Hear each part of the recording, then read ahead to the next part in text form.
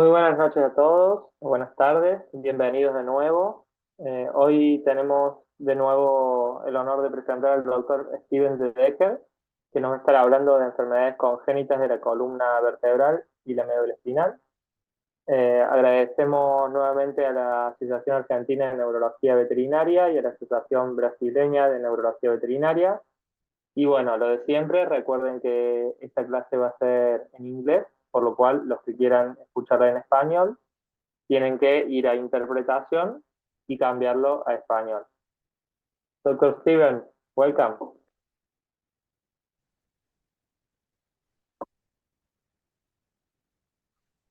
You have your micro is off.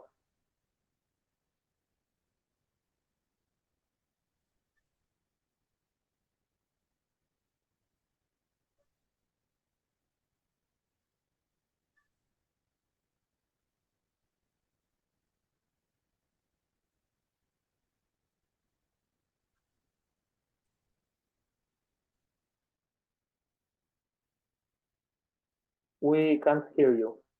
Yes, I'm going to start in. Okay, So we're going to going to the beginning. okay.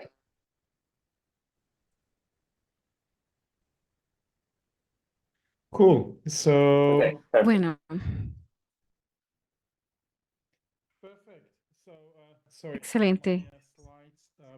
Apenas estaba organizando mis diapositivas. No se me da mucho la tecnología. Muchas gracias por invitarme de nuevo y gracias por invitarme para hablar de la malformación de la columna vertebral en perros, que es uno de mis temas favoritos. Y espero que después de una hora pueda parar, si no me van a tener que detener. Am, Estas deformidades son algo que de lo que se habla mucho en la comunidad de neurología y es un tema caliente y lo es porque por lo menos en el Reino Unido hemos notado un crecimiento impresionante en la popularidad del bulldog francés y el bulldog inglés. Cuando llegué al Reino Unido, más de 10 años atrás, el bulldog francés no era tan popular para nada y en los últimos años ha cambiado drásticamente y encontramos que es ahora la segunda raza más popular en el Reino Unido y es cada día está peleándose ese lugar con el labrador, con otras razas similares y encontramos algo parecido en Estados Unidos, con la diferencia de que los pug son muy populares en el Reino Unido, pero no tanto en Estados Unidos. Y de la nada encontramos que la popularidad del bulldog francés se ha incrementado en un 47% en los últimos años, con 368% en los últimos 5 años, y es un tercio del incremento en los últimos 10 años según el Kennel Club. Ahora, estas deformaciones en esta raza tan popular viene con muchas cosas y es esa conformación braquicefálica lo que preocupa. Es un tema con la ciencia clínica y el problema que se ha notado también en la industria en la que se está criando estos animales y esto despierta muchos problemas para estos animales. Algunos casos les voy a mostrar aquí. El primero se llama Oreo. Es un bulldog francés de 3 años, esterilizado, que no se sentía bien, no quería caminar, parecía tener dolor, empezó a arrastrar sus patas y esta mañana tenía dificultad para caminar. Cuando llega, se ve un poquito como así. Se puede notar que tiene algo de ataxia en en las patas traseras, en la pelvis y hay una paraperisis. Cuando hicimos el examen neurológico, notamos esta preposición. Es un problema neurológico definitivamente para nosotros. Todo lo demás está completamente normal. Y solamente son las patas traseras. Cuando es así, se le puede tratar. Pero ¿cómo vamos a diferenciar cuáles son las lesiones? Esto lo hacemos con los reflejos de la columna. A veces notamos esto cuando se estiran, sobre todo en el bulldog francés. No, necesitamos revisar bien sus reflejos cuando está de pie, porque no queremos que se sientan molestos y empiecen entonces a experimentar dificultad respiratoria. También hicimos el reflejo de patel de las rodillas. Esto no es estresante para el perro y notamos que ese reflejo está intacto, así que la lesión está localizado en los segmentos de L3. Cuando tocamos en el lugar de dolor, notamos su reacción. Y cuando vemos esta situación, encontramos una presentación clínica que nos habla de una mielopatía T3L3 que está localizada, que es progresiva, dolorosa y simétrica. Y de pronto empezamos entonces con la radiografía.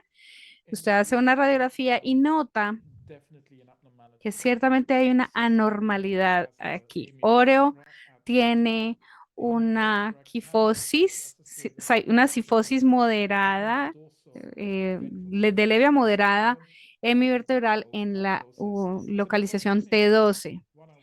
La pregunta es, ¿qué vamos a hacer ahora que ya hemos diagnosticado esta cifosis? Y de hecho no vamos a hacer mucho, para ser honestos, porque la deformidad de la columna es muy común neurológicamente en los braquicefálicos, sobre todo en los bulldog francés. Y ante esa controversia que nos llevaría mucho a discutir, lo que quiero aclarar aquí es una terminología de segmentación a lo que le llamamos el problema en la deformidad, en la malformación. Esa deformidad, esos defectos de formación le llamamos hemivértebra o semivértebra.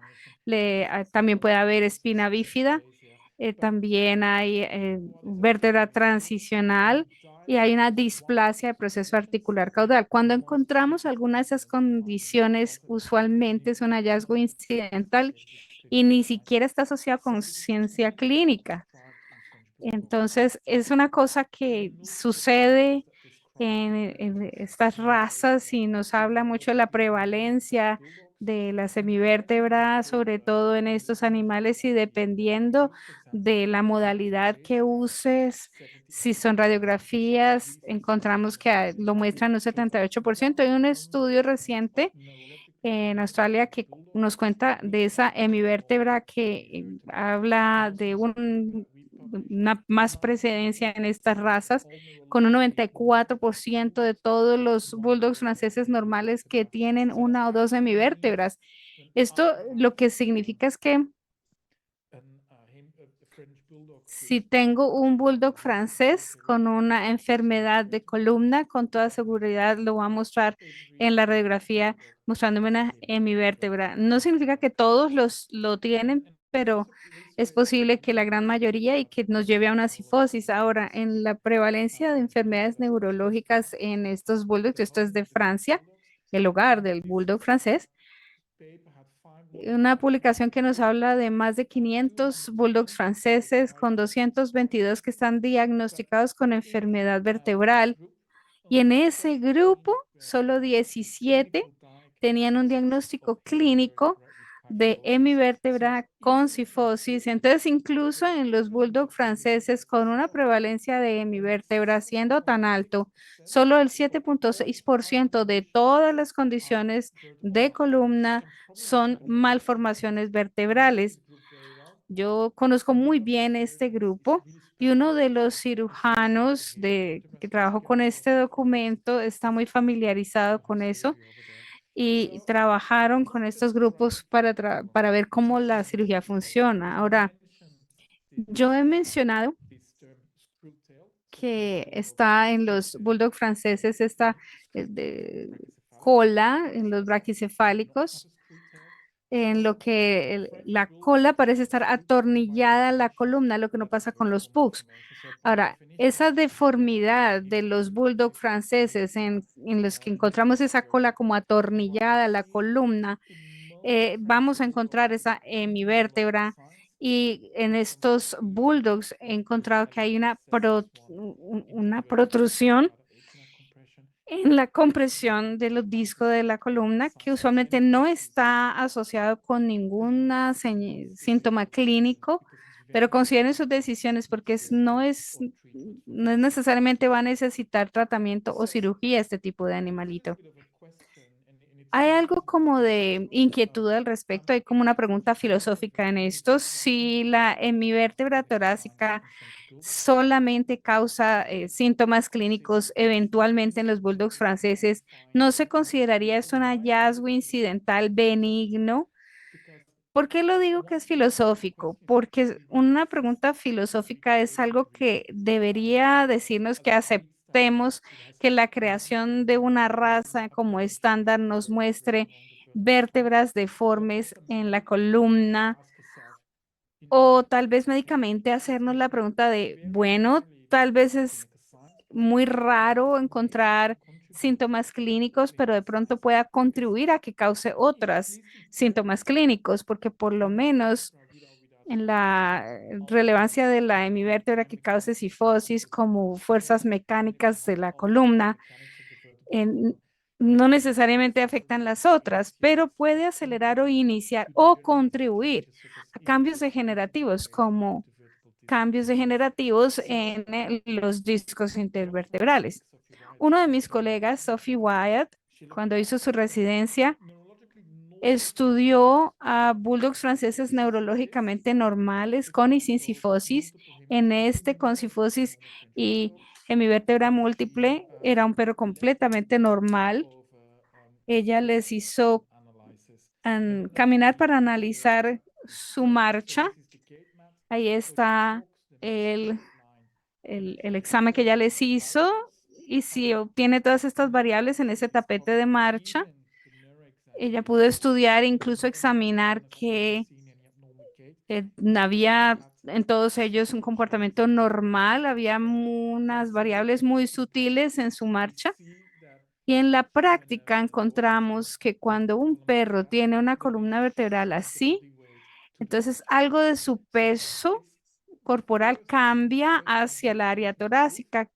Entonces puede ser una indicación de que si se tiene una hemivértebra con cifosis, incluso si no está causando síntomas clínicos, pero está cambiando la biomecánica de la columna vertebral, nos da un hallazgo.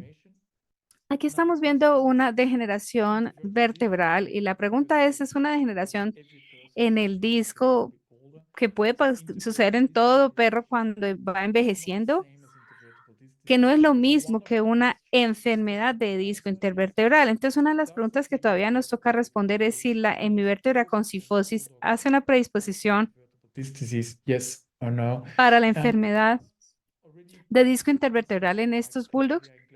Y otra de las preguntas de María Claudia, una otra colega que trabajó unos 6 meses con este documento, encontró que los bulldogs franceses con cifosis tienen el doble de riesgo de desarrollar la enfermedad de disco vertebral. Entonces, puede que no cause nada, pero incluso si los causa, y hay que tener en cuenta que puede suceder, contribuirá a otras enfermedades, aunque suele ser lo normal. Le hicimos a Oreo una resonancia. Esta es la parte de la médula, es una resonancia terrible, pero es desafortunado porque estos animalitos tienen muchas deformidades en el canal medular. Esta es la hemivértebra con cifosis. Aquí se puede ver que algo ha cambiado, es como pasar por cortes más hacia la periferia. Encontramos esto aquí que es el diagnóstico de una obstrucción lumbar de disco. Entonces, cuando el disco tiene una obstrucción tan fuerte, rompe los vasos sanguíneos en esa parte de la médula y es algo que puede progresar y puede requerir cirugía, puede ser más extenso. Y ahora, comparando con otras razas, sabemos que los bulldogs franceses tienen un riesgo mayor de tener este tipo de hemorragia con una enfermedad asociada de disco vertebral. Ahora, Cuando hablamos de las malformaciones toracolumbares y lumbrosacras, encontramos que esta es la segunda enfermedad más común en la columna de los bulldogs franceses, donde el 80% de los bulldogs franceses tienen enfermedad intervertebral o de columna con condiciones muy fuertes. Vemos una dilatación focal del fluido. Esta secuencia nos muestra cómo está la acumulación focal de fluidos en esta resonancia. Y es cuestionable o hay preguntas de si está asociado con la hemivértebra, porque los encontramos ambos, pero como les digo, casi todo bulldog francés tiene uno o dos hemivértebras, por lo menos. También encontramos otras condiciones comunes que serían, por ejemplo, la estenosis de canal vertebral torácico craneal. También es posible que encontremos en estos braquicefálicos la espina bífida lumbrosacra. Entonces, la estenosis de canal muestra los procesos de la lámina que están deformados e hipotróficos porque está causando esa estenosis en el canal vertebral en las regiones T2 y T5. Históricamente, encontramos mucho esto en perros grandes como los Bulldog Mastiffs, perros que son grandes, pero lo encontramos mucho en los Bulldog franceses. Cuando desarrollan síntomas clínicos puede comprometer su calidad de vida, pero hay que tener cuidado con el diagnóstico porque sé que hay más de 30% de bulldogs franceses normales que muestran hallazgos en imagenología que son consistentes con esta condición.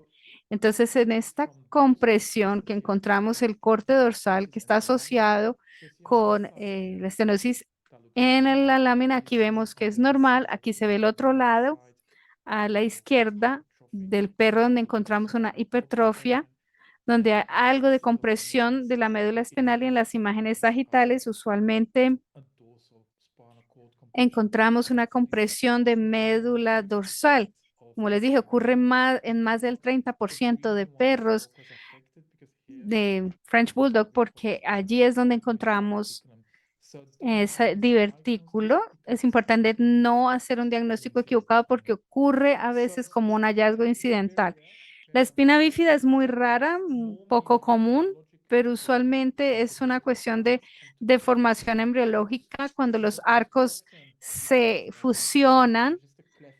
Es como una deformación, un puente que se forma en la lámina a nivel de la primer vértebra torácica, donde uno en tres pugs pueden tenerlo sin que haya síntomas clínicos y ocurre en el sacro. La mayoría de los bulldogs franceses normales lo van a mostrar en una pequeña deformación donde no hay una gran apertura en el canal vertebral, pero también al área de las meninges o de la médula causando un hallazgo de meningocele o meningomiocele. También se pueden encontrar algunas anormalidades en la piel, como en esta parte lumbrosacra de este perrito, que antes que se le afeite, por ejemplo, se ve un canal formado y se le ve este pequeño hoyuelo y al abrir se encuentra toda esta fístula saliendo, así que es una condición quirúrgica que demanda cirugía.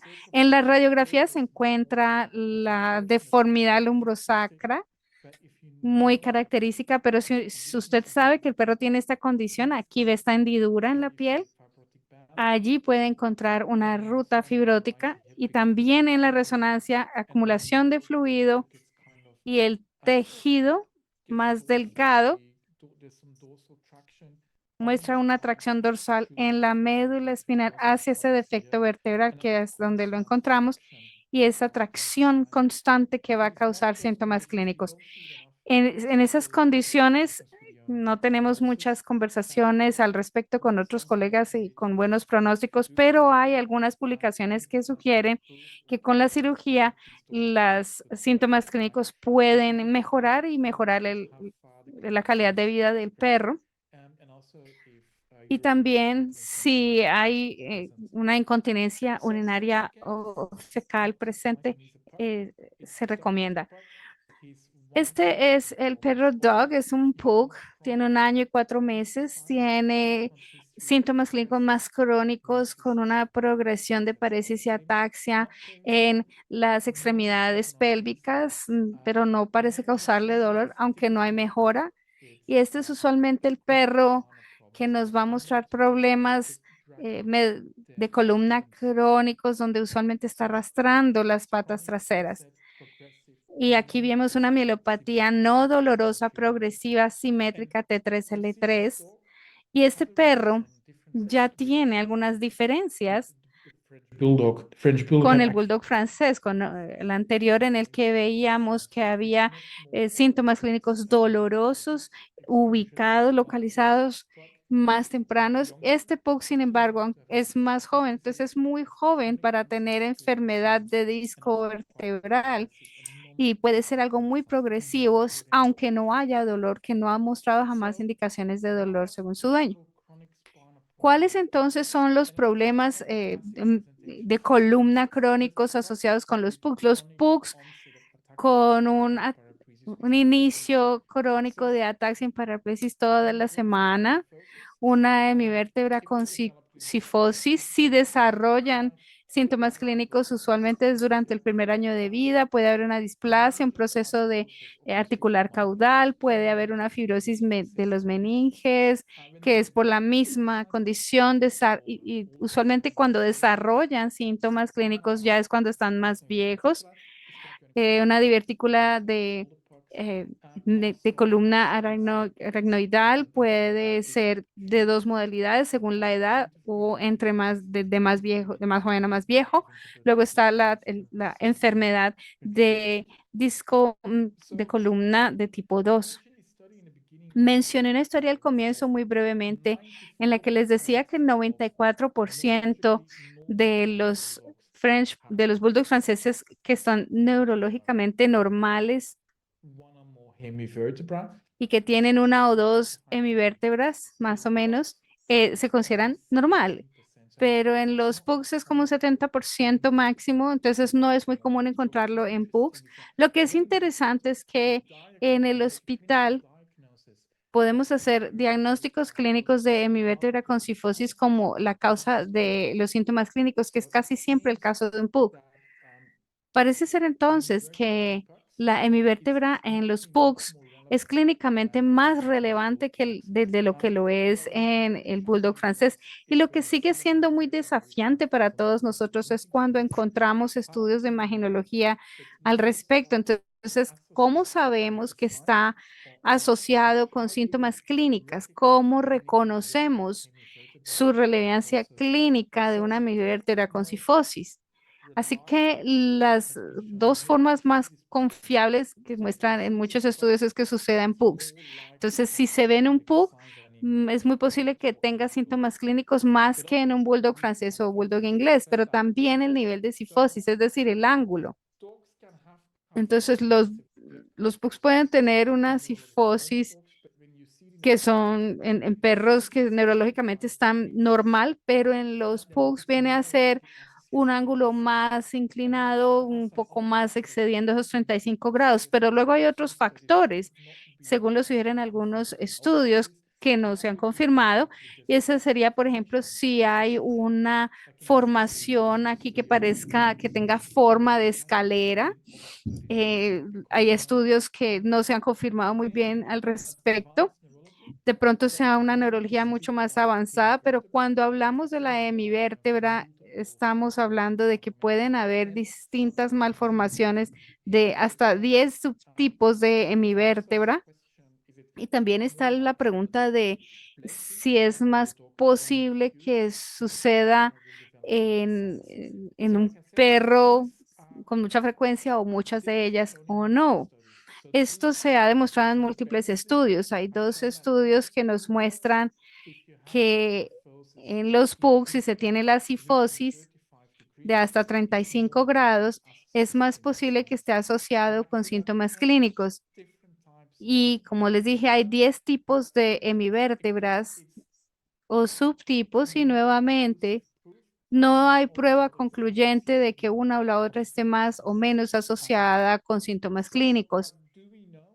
¿Qué sabemos entonces? Es que algunas razas están afectadas por ciertas vértebras como los pugs o todos están afectados a lo que le llamaríamos la hemivértebra específica, hipoplasia, mientras otros de pronto tienen un grado más severo como una aplasia columnar. No es claro entonces si el tipo de hemivértebra está asociado con síntomas clínicos. Y lo mismo sucede con la hemivértebra. ¿Y por qué es esto importante? Porque en algunos países, por ejemplo, algunos países escandinavos como Finlandia, utilizan programas de tamizaje radiográfico y hay una variedad de ciencia clínica, pero la severidad de su impacto está basado en con el número de mi vértebras. Entonces es normal que pueda tener uno o dos, de pronto si es un bulldog francés pueden tener cinco o seis, y esto puede determinar si le pueden sacar cría o no. Sin embargo, esto no está asociado nuevamente con el incremento de síntomas clínicos, incluso puede ser hasta lo opuesto. Hay sugerencias de que si solo hay una hemivértebra, entonces que es muy posible que esté asociado con una cifosis severa y con síntomas clínicos. ¿Cómo tratar la hemivértebra con cifosis? Es bien difícil, incluso para clínicos experimentados, porque no es una enfermedad fácil de abordar. Históricamente, uno diría que solamente si se tienen síntomas clínicos leves cuando se es joven, tratar médicamente porque a medida que envejecen, pues sus huesos entonces se vuelven más débiles. Recientemente se ha sugerido que hay un pronóstico muy, digamos, muy pobre, muy malo para ellos. Yo pensaría que si se necesita hacer cirugía, esto va a ser un poco desafiante, pero hay más y más estudios que hablan sobre el abordaje quirúrgico. La cirugía puede entonces ser el tratamiento de elección o hay que considerar no realizar una hemilamectomía o laminectomía porque de pronto esas vértebras se encuentran un poquito así tipo pirámide y si hay que remover el hueso que los mantiene unidos, entonces puede presentarse complicaciones. Así que lo que se considera ahora el abordaje quirúrgico es un tema de estabilización con o sin el intento de realinear esos huesos, abordajes por ventral o dorsal. Como dije entonces, antes se sugirió que los perros jóvenes podían ser tratados médicamente para estabilizarlos, pero nuevamente mi colega Sophie tiene un estudio retrospectivo más grande. em, y es muy importante hacer estos análisis, a pesar de que el bulldog francés sea el más popular en el Reino Unido. Cuando hicimos un estudio multidescentralizado, trabajamos con distintos hospitales en el Reino Unido y solo 13 de esos perros pudieron tener manejo médico. Lo importante es que un número pequeño de casos de estos perros demostró un avance continuo de síntomas clínicos, ya sea que necesitaran cirugías o que estén completamente discapacitados y sigan vivos o a otros hayan tenido que hacerles eutanasia. Técnicamente es muy desafiante entonces hacer la cirugía porque cuando se debe meter implantes en en las vértebras, ya es de por sí técnicamente desafiante, pero a nivel torácico es aún más. Cuando se ven estas vértebras torácicas aquí, ya se ve que no hay mucho margen de error. Así que si se va muy medial, si se va muy lateral, no se va a tener suficiente espacio. Si se va muy profundo, ya se va a llegar a un área neural. Usualmente los perros jóvenes es un esqueleto que todavía no está bien desarrollado. Además son esqueletos pequeños y pues anatómicamente hablando ya su anatomía es anormal. Entonces es importante utilizar un vasto conocimiento al respecto. Como les dije, los abordajes intratorácicos y dorsales con una técnica que es muy usada. Este es un ejemplo del doctor Massimo Guaroni, que es de pronto una de las personas más experimentadas en tratar este tipo de perros. Se va al tórax, pero ciertamente se van a encontrar vasos sanguíneos muy grandes que no se quiere dañar y luego el abordaje de la columna vertebral para poner tornillos y poder estabilizar todo en su lugar. Hemos encontrado muchos casos con un abordaje dorsal y ya que la anatomía es tan compleja y anormal, entonces con frecuencia se hacen impresiones en 3D que con estos cartílagos hechos como en gel funcionan como un implante muy efectivo. Ahora, cuando hablamos de deformidades muy específicas en PUCs, una que es muy específica viene a ser la de la displasia, que es la de la sección caudal articular. Aquí vemos dos procesos articulares. El grande es uno craneal y luego hay un pequeño entre ellos que viene a ser el proceso caudal articular y encontramos que lo que puede pasar en los PUCs es que a ellos les falta uno o dos de estos procesos caudales articulares o es demasiado pequeño. Entonces se puede haber una aplasia o hipoplasia y luego hay un bloqueo como este. Y en esta publicación nos habla de una microinestabilidad que causa a su vez una reacción fibrótica en el área que entonces causa una constricción de la médula, haciendo que haya una fibrosis constrictiva o una fibrosis meningia. En las radiografías podemos hacer un diagnóstico de esa displasia caudal articular porque aquí se ve normal. Aquí se puede ver un proceso caudal articular excelente que se une con el craneal, pero aquí no hay proceso caudal articular. Ahora, lo que es importante es que la parte clínica de los síntomas clínicos no está causado por esa ausencia de este proceso como tal, sino por la mielopatía constrictiva secundaria. Por ende, esa es la enfermedad que amenaza sus vidas. Los PUCs que tienen esta fibrosis usualmente tienen síntomas clínicos que se les desarrolla hasta más allá de los 7 años de edad. Y en este estudio inicial, la cirugía fue todo un desastre. Trataron de diseccionar todas estas constricciones fibróticas. Muchos perros tuvieron que recibir eutanasia en la mesa. No se pudo hacer un manejo médico adecuado. Esto ha mostrado un síndrome neurológico muy bien caracterizado con inestabilidad, donde hay fibrosis meningia y parece que fuese fácil de entender, pero los PUCs son de hecho los casos más difíciles porque este proceso caudal articular es extremadamente común en PUCs neurológicamente normales, un 97% de ellos, pero también en los bulldogs franceses, ingleses o razas pequeñas o medianas. También esta displasia puede ocurrir con otro tipo de enfermedades vertebrales y para hacerlo más complicado todavía de manejar, esta mielopatía constrictiva también se ha reportado en PUCs que no muestran ninguna otra deformidad de columna. Entonces, es una displasia que puede no tener hemivértebra o nada más. Es una relación causativa entre la displasia, meninofibrosis, que vienen a generar más inquietud hoy por hoy.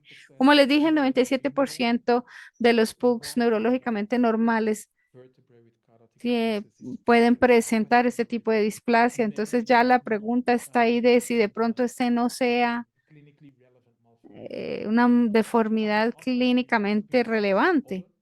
También se ha asociado con otras condiciones de la columna, como la compresión extradural o el diverticular.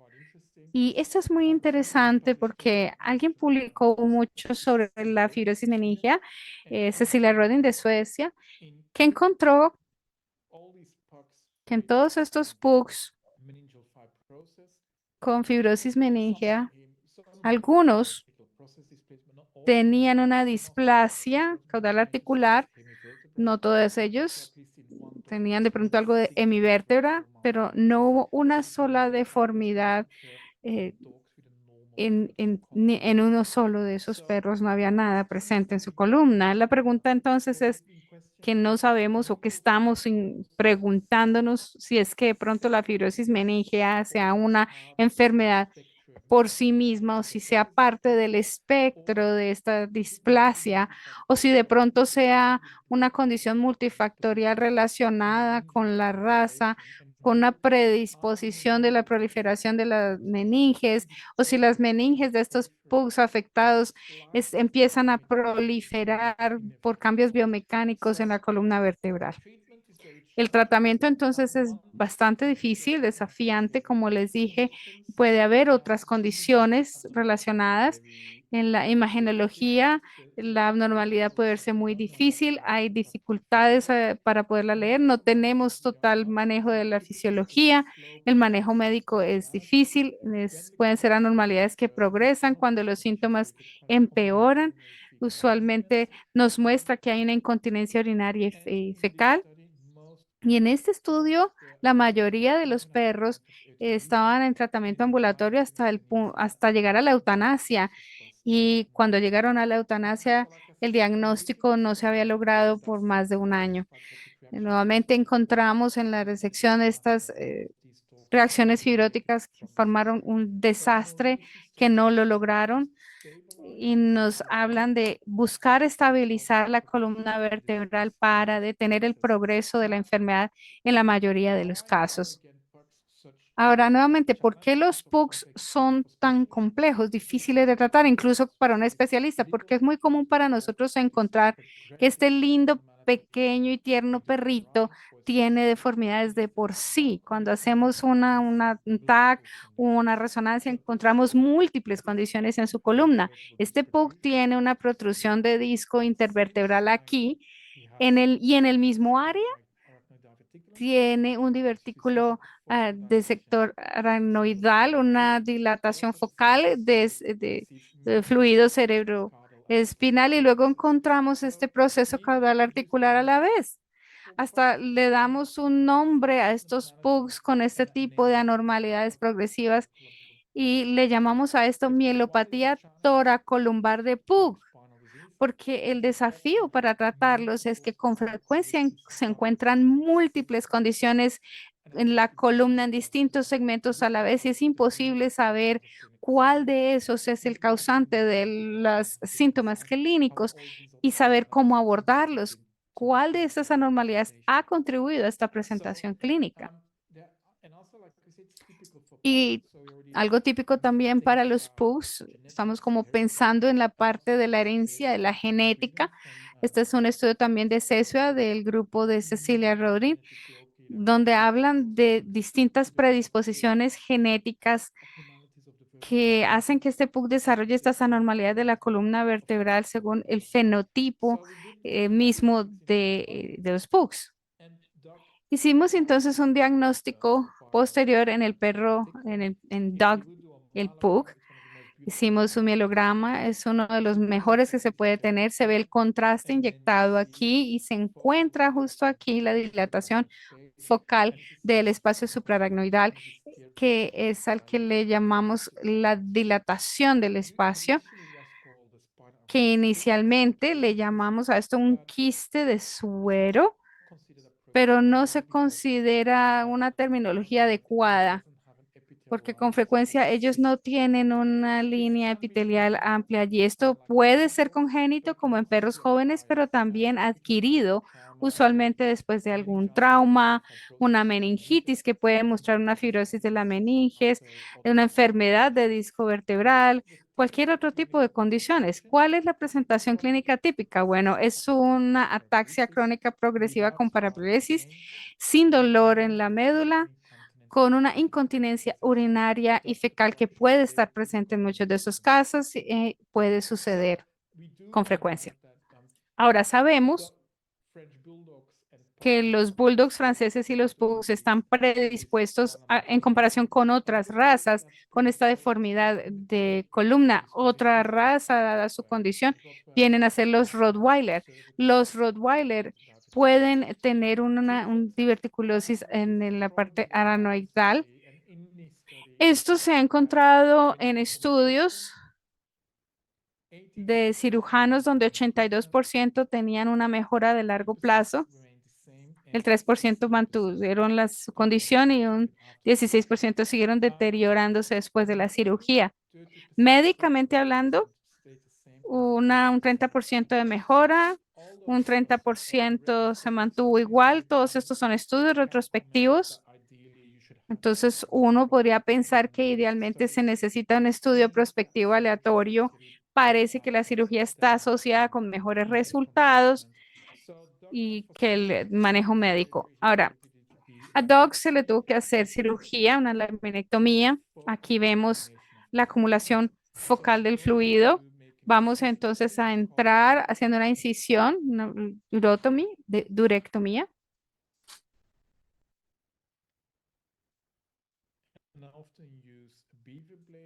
Con frecuencia uso el bisturí Beaver para esto. A veces es poco duro, pero una vez que se hace la incisión, sale mucho fluido cerebroespinal. Aquí se ve todo ese fluido que sale, logrando una especie de descompresión de la médula. Lo más peligroso puede ser cerrar mal, así que tiene que sacar esa ventana de la dura, una durectomía. Es una técnica quirúrgica con la que podemos trabajar mejor. Sacamos una buena parte de la dura y con frecuencia se me pregunta a que aunque uno lo tenga a cerrar, porque en las personas si no se cierra la dura puede haber complicaciones, pero en los perros no vemos complicaciones, probablemente porque andan en sus cuatro patas en lugar de en dos como los humanos. Hay modificaciones a la técnica quirúrgica, pero no hay evidencia de que un abordaje quirúrgico sea mejor que el otro. Esto a la fecha es la forma entonces en que lo hacemos. Después de la cirugía, entonces, Doug está peor, pero actúa muy normal. Entonces, incluso si la cirugía es técnicamente perfecta, es muy normal que posterior a la cirugía los encontremos así. Y hay muchas teorías, una de ellas siendo la conformación o la de radicales libres. Lo encontramos más atáxico y parético y se devuelve a su camita. Necesita más motivación.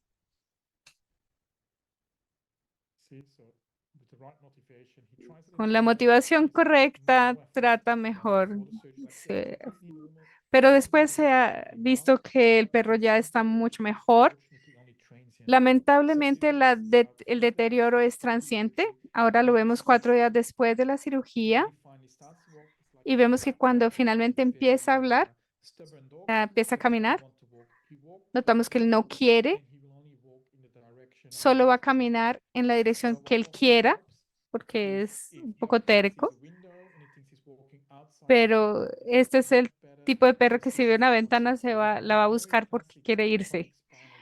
Pero esta reacción es normal para esta enfermedad crónica. La cirugía entonces es difícil, incluso con una técnica perfecta hay una mejora muy lenta.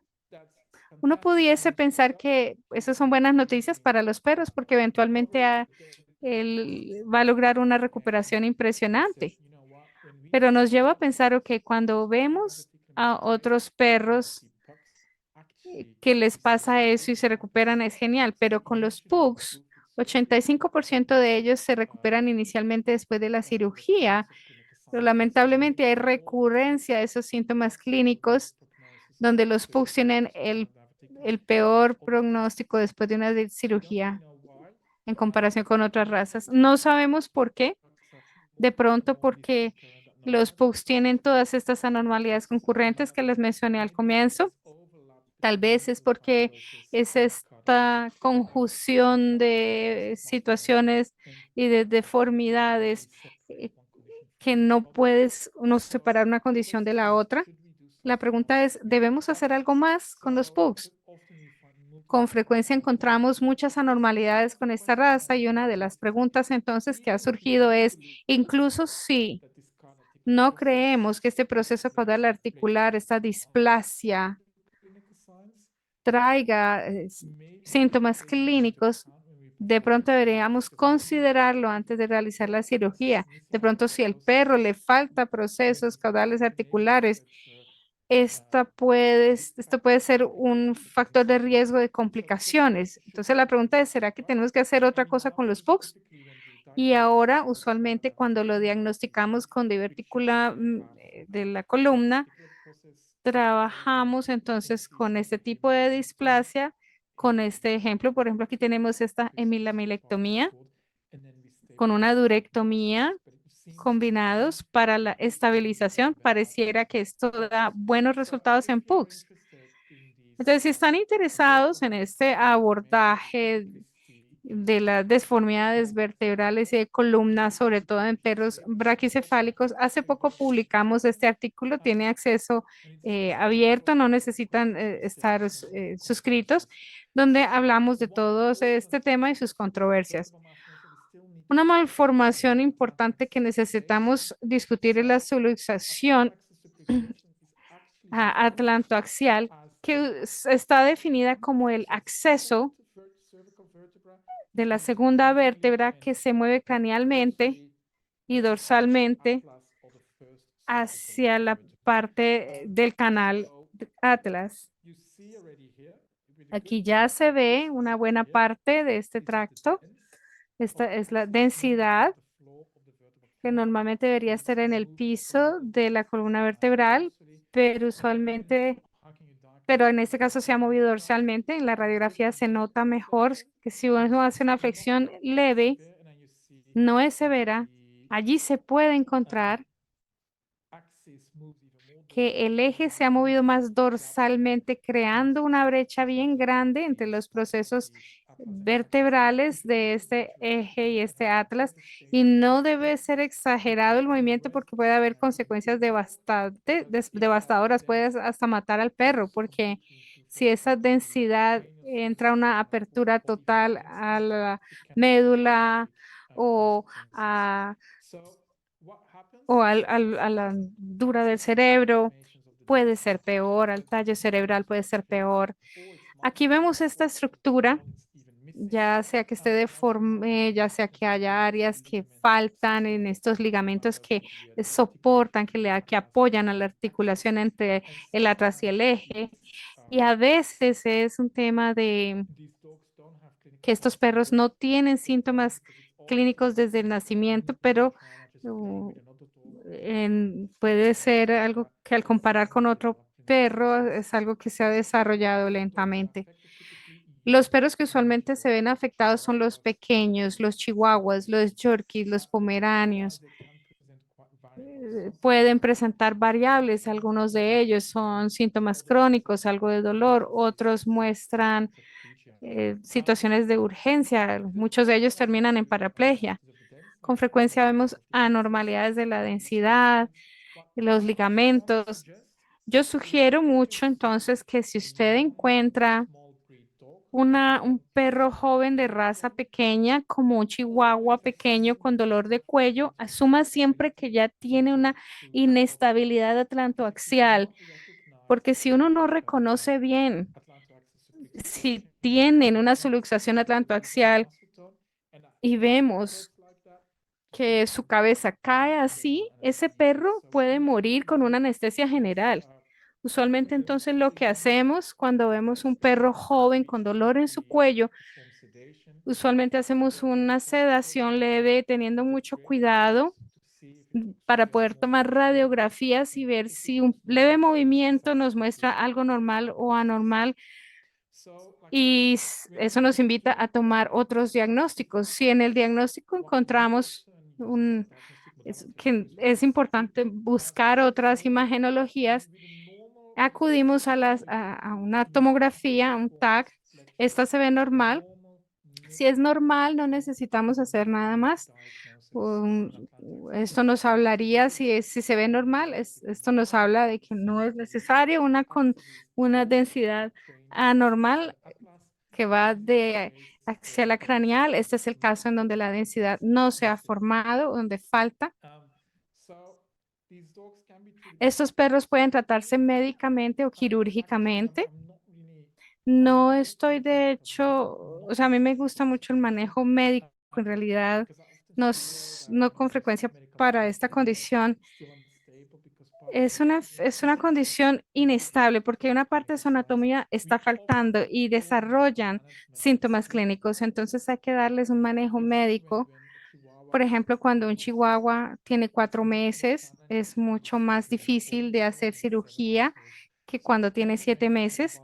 Incluso si podemos conseguir después de unas semanas o unos meses algún tipo de soporte y ayudarle al perro con unas técnicas utilizando férulas, viendo a ver si un diagnóstico pueda ser mejor que el otro. Pero esta es una de las cirugías más difíciles que hay porque uno prefiere esperar que tengan unos 4 meses, y sobre todo con perros miniatura.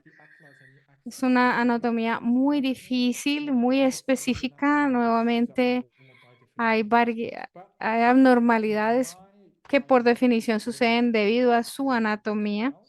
Y si la cirugía funciona, pueden tener un buen pronóstico, incluso inmediatamente después de la cirugía. Con frecuencia entonces usamos una férula entre el tiempo de diagnóstico y la cirugía para que el perro se vaya acostumbrando. Es importante estabilizar la región craneocervical. Un error común es que las personas pongan la férula solamente en el cuello y eso empeora incluso las cosas porque obliga a una carga biomecánica mayor. Si se pone la férula para estabilizar la región craneocervical, también se debe incluir la parte caudal de la cabeza de esta forma y también la parte craneal del tórax para que esto le limite el movimiento. Las técnicas quirúrgicas entonces se han definido con estabilizaciones dorsal o ventral. Las cirugías dorsales tienen mejores resultados, pero es muy común si hay complicaciones, si fallan los implantes, con el abordaje ventral se puede usar entonces una técnica de rescate dorsal. Esta es una cirugía que uso hasta hace unos años, lo hacía por lo menos, con una técnica de implante múltiple donde ponía pinzas transarticulares, con unos tornillos en C1 y dos en C2 para reconectar todo con el polimetractilato para ver cómo funciona todo en su lugar. Me gusta esta radiografía porque con esto les puedo mostrar la dificultad técnica. Aquí se ve el microchip y ese microchip tiene el mismo tamaño de su vértebra, así que hay que poner 6 implantes del tamaño de un microchip. Este es uno de las cirugías, si tienen tiempo y si las pueden pagar porque usualmente son muy costosas, donde utilizamos tipos de 3D, una compañía de Fine Oxley, y se ve un poquito así. Y el problema es que la disección de la vértebra debe ser súper limpio, pero incluso allí, al poner esos elementos en su lugar, tiene que quedar en posición perfecta. Y nuevamente, si quieren aprender un poco más sobre la solución atlantoaxial, hay algunos documentos al respecto. Espero no haberme tomado mucho más del tiempo asignado y si tienen 6 minutos de tiempo, puedo responder a las preguntas que puedan tener. Actually, you were a little bit under the hour. So, So I went too quick. De hecho, terminaste antes de la hora. Sí, qué pena, fui muy rápido. Todavía no tenemos preguntas. De pronto yo puedo hacerte una pregunta. ¿Piensas que dijiste que los bulldogs están muy asociados con síntomas clínicos de problemas de columna? Ellos también tienen displasia del proceso caudal articular. Es una pregunta difícil. La respuesta más corta podría ser probablemente no. Creo que lo que encontramos es que En todos estos estudios sobre la anatomía de la hemivértebra vemos diferencias claras entre pugs y bulldogs franceses y una de ellas es, por ejemplo, que los bulldogs tienen como este tipo de vértebra tipo mariposa, mientras los pugs tienen una que es como una forma más recta. Hay características anatómicas específicas y puede ser también que los pugs y los bulldogs franceses son muy similares cuando los ves en la calle. Genéticamente no están relacionados para nada. Hay estudios que hablan de las diferencias y por eso comentaba que los bulldogs franceses son razas de braquicefálicas de cola, de cola atornillada y es una mutación específica para ellos y esa mutación se traduce en una hemivértebra en ellos, en los bulldogs franceses que no tienen los pug. Y puede ser algo un poco técnico, pero esa mutación que no existe en pugs es una en la que nos invita a pensar que la patofisiología de la hemivértebra en la etiología de los pugs es muy diferente a la de los bulldogs franceses. Ok, perfecto. We don't have questions today. Bueno, hoy no tenemos preguntas. Yeah. Ok, eso está bien. Maybe De if pronto, there are entonces, any questions of the people si llega a haber preguntas que quedan today, la clase después de hoy, te las mandamos por email para responderles a ellos. Está muy bien, perfecto. thank you very much. Gracias, ok. Thank Ok, you. doctor, muchas gracias y gracias a todos. Okay, goodbye. Que esté muy bien.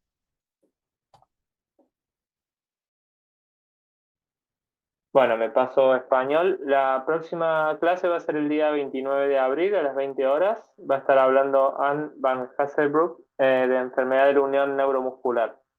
Recordarles a todos que todas las clases van a estar disponibles durante un mes más desde que termine la última clase. Entonces, los que están todavía un poco atrasados, intenten ponerse un poco al día porque eso solo van a estar disponibles un mes más desde la última clase.